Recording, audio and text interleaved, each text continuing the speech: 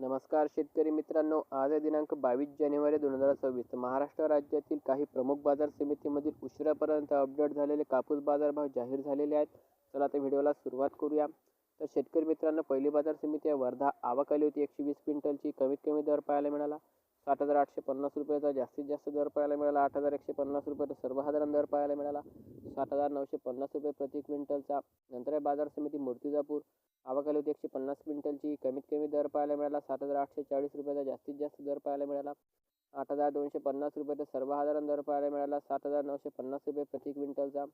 नंतर आहे बाजार समिती धुळे. आवक आली होती 130 क्विंटलची. कमीत कमी दर पाहायला मिळाला 7,800 रुपये. जास्तीत जास्त दर पाहायला मिळाला 8,190 रुपये. तर सर्वसाधारण दर पाहायला मिळाला 7,990 रुपये प्रति क्विंटल. नंतर आहे बाजार समिती खामगाव. आवक आली होती 160 क्विंटलची. कमीत कमी दर पाहायला मिळाला 7,880 रुपये. जास्तीत जास्त दर पाहायला मिळाला 8,150 रुपये. सर्वसाधारण कापसाला दर पाहायला मिळाला आहे 7,950 रुपये प्रति क्विंटलचा. नंतरची बाजार समिती मौदा. आवक आली होती 100 क्विंटलची. कमीत कमी दर पाहायला मिळाला 7,870 रुपये. जास्तीत जास्त दर पाहायला मिळाला 8,070 रुपये. सर्वसाधारण दर पाहायला मिळाला 7,920 रुपये प्रति क्विंटलचा.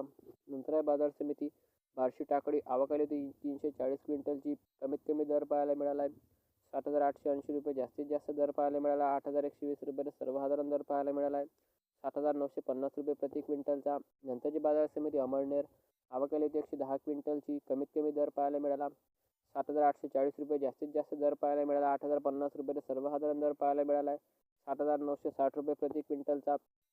तर हे होते दिनांक 21 जानेवारी 2026 रोजीचे उशिरापर्यंत अपडेट झालेले महाराष्ट्र राज्यातील काही प्रमुख बाजार समितीमधील कापूस बाजारभाव. असे दररोजचे कापूस बाजारभाव जाणून घेण्यासाठी चॅनलला सबस्क्राईब करायला विसरू नका. तर आता भेटूया पुढच्या व्हिडिओत. धन्यवाद.